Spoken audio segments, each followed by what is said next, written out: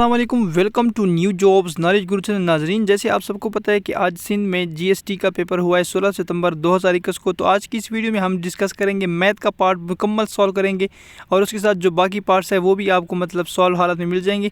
सबसे पहले मैथ के आज के इस क्वेश्चन को सॉल्व करते हैं। सबसे पहला नंबर पर जो क्वेश्चन है वो है, in a circle the radius is made by twice in length the area of the circle will be. अच्छा, यहाँ पे आपको जस्ट आपको जो एरिया का फार्मूला है वो जहन में लाना था। और इसमें आपको कह रहा है अगर एक सर्कल का जो रेडियस है उसको हम डबल करें तो क्या, आप सबको पता है कि A is equal to pi r square के बराबर है, जिसमें अब आर जो है इसका 4 टाइम्स होगा, क्योंकि आर का स्क्वायर लेना है। अगर जैसे सपोज 2 है तो इसको 2 दफ़ा बढ़ाया तो इसका स्क्वायर लेंगे तो ये 4 हो जाएगा। सो इसलिए जो इसका एरिया है वो फिर क्या होगा, 4 टाइम्स जो है वो बढ़ जाएगा। ये ऑप्शन आप, सो इसका जो सही ऑप्शन था वो क्या था कि इसमें जो है 4 टाइम्स जो है वो राइट ऑप्शन है। इसके साथ अगर हम देखिए ये 52 नंबर पे है, in a pie graph the measure of all angle. अब पाई ग्राफ में ये कह रहा है कि तमाम एंगल्स का जो मैयर है ये है डी ऑप्शन इसका सही है। 360 जो है इसका राइट ऑप्शन है। 53 में है, अगर आप यहाँ पे देखिए, business man decided to give 10% of discount in all the purchase from his shop. यहाँ पे आपको ये how much will a customer pay for an item that was marked 5400। यहाँ पे क्या कह रहे हैं कि एक दुकान है, उसमें एक किसी भी आइटम की प्राइस जो है वो है 5400 और उस पर 10% डिस्काउंट लगाए। तो ये कह रहा है कि अगर उस पर डिस्काउंट 10% हो तो इसको टोटल कितने वो अमाउंट पे करेगा जब कोई बंदा यहाँ से चीज़ लेगा। तो ये सिंपल सा सवाल है। पहले आपने ये 5400 का जो है ये आपने क्या निकालना था, 10%। यहाँ पे देखे ना, ये आपको टोटल 5400 है और इसमें आपको 10% डिस्काउंट मिल रहा है। तो आपने क्या करना था, 10% डिस्काउंट के लिए आपने क्या करना है, 10 पहले तो ये निकाले कि 5400 का 10% कितना बनता है। जब हम इसको इस तरह करेंगे 5400 मल्टीप्लाई 10%, तो यहाँ पे परसेंट की जगह ये लगाएंगे तो ये 540 रुपीज़ बनते हैं 10% 5400 के। अब चूँकि डिस्काउंट का मतलब है वो उससे कम प्राइस पे दे रहा है, तो आपने क्या करना था, 5400 को 540 से माइनस करना था, जो कि फिर आता है 4860। तो इसका राइट ऑप्शन जो था, इसका जो राइट ऑप्शन है वो क्या है, यहाँ पे अगर आप देख ले तो इसका सी जो है राइट ऑप्शन है।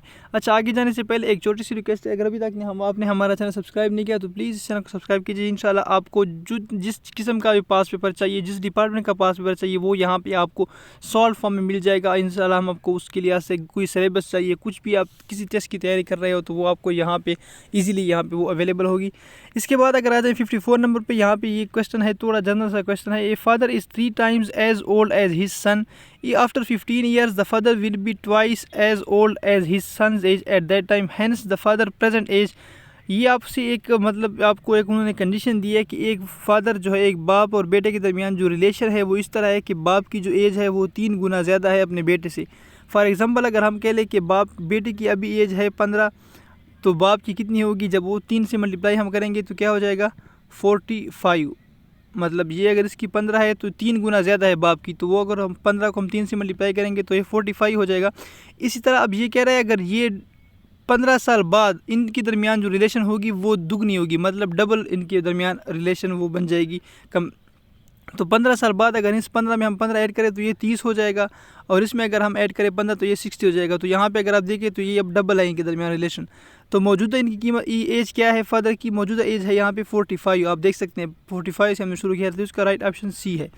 इसके बाद आ जाएंगे 55 पे, a contractor estimate that the person 3 person could rewire Jamal house in 4 days. ये आपको कह रहा है, कंडीशन दे रहा है कि एक 3 कोई हाउस है जमाल का, उसमें वो 3 बंदे जो है उसको 4 दिनों में करेंगे। If he uses 4 person instead of 3, लेकिन अगर वो यहाँ पे 3 की बजाय 4 बंदों को यूज़ कर ले तो वो फिर कितना टाइम लगेगा। 3 बंदे जब करते हैं तो वो 4 दिन लेते हैं, जब 4 बंदे होंगे तो इनको फिर किस तरह होंगे ये आप, और सवाल के बाद डायरेक्ट भी आपको पता चलता है कि 3 बंदे 4 दिनों में कर रहे हैं तो 4 बंदे उसको क्या करेंगे, 1 दिन कम में करेंगे। इसका राइट ऑप्शन बी है, और आपको यहाँ पे दिखाता भी हूँ कि इसका जो सोल्यूशन है वो किस तरह करना था।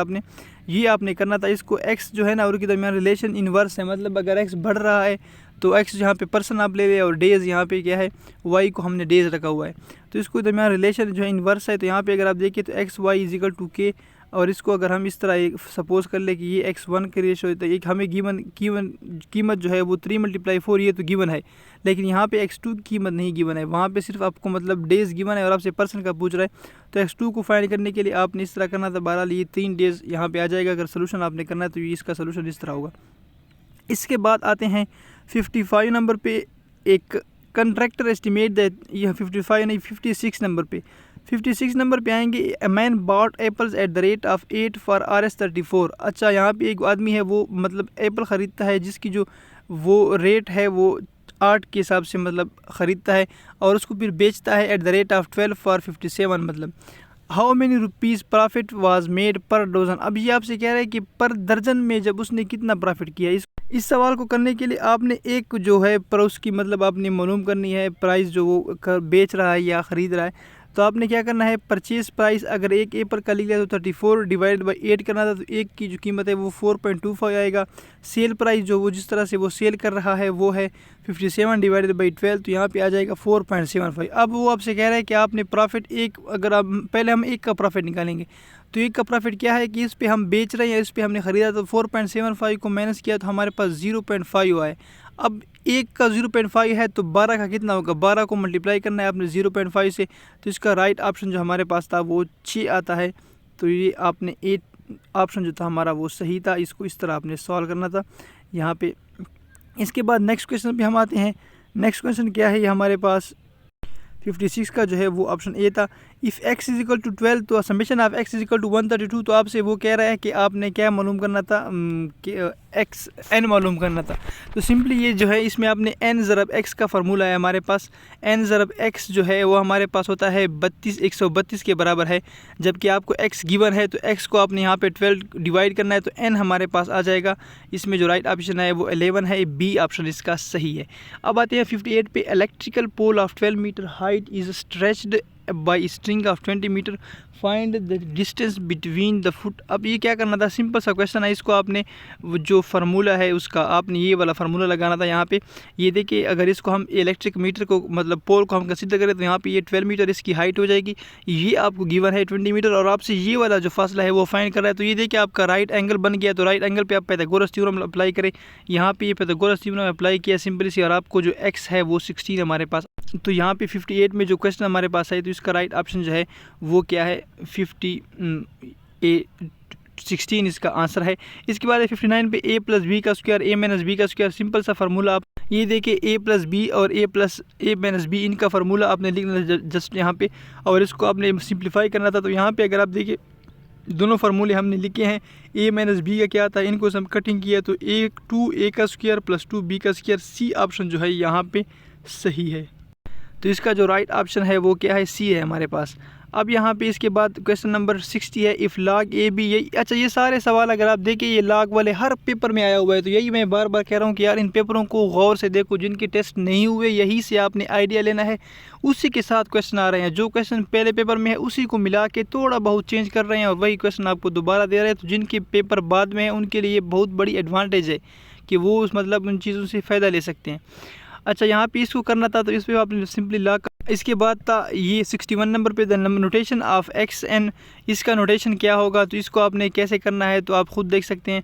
इसको सिंपली आपने तो करने के लिए लेट्स सपोज आपने यहाँ पे ये इसको मतलब लिख लिया है। अब क्या करना था, एक्स एम ओवर एन, तो ये बन जाएगा एक्स एम ओवर एन, और इसको फिर यहाँ पे हम लिख भी सकते हैं कि ये एक्स की पावर एम है और एक्स की पावर मतलब इसको हम यहाँ पे एक्स की पावर एम है और ये एन है, इस तरह है। तो इसको m माइनस एन भी लिखते हैं जब हम इस तरह बटा की फॉर्म में हो। तो इसका जो राइट ऑप्शन था वो भी आपको गिवन है यहाँ पे। 60 का जो है वो है सी, जो मतलब 60 के 61 का है एक्स एम माइनस एन, जहाँ पे गिवन है वो इसका राइट ऑप्शन है सी। अब यहाँ पे गिवन है अगर डिटर्मिनेंट एक किसी मैट्रिक्स का 0 ना हो तो वो क्या होता है, नॉन सिंगुलर मैट्रिक्स होता है। 63 में है ये आपके पास गिवन है, उन्होंने यहाँ पे ए डी को मल्टीप्लाई किया minus c d b c, तो फार्मूला है ये डिटर्मिनेंट ऑफ ए का फार्मूला है, यहाँ पे इसका आएगा ये। इसके बाद है 64 में है ए बी सी डी, आपको एक सेट गिवन है। इसमें आपसे कह रहा है कि इसमें नंबर ऑफ एलिमेंट्स आपने निकालने हैं।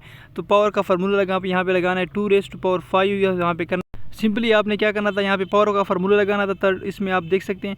तो आपके पास हमारे पास 64 नंबर का जो क्वेश्चन है इसका क्या आंसर आएगा, 2⁵ का अगर हम यहाँ पे देखें तो 32 आता है। तो इसका राइट ऑप्शन भी है जो सी है। इसके बाद 65 नंबर पे an expression which has at least one term involving radical sign, तो ऐसा एक्सप्रेशन जिसमें रेडिकल साइन हो।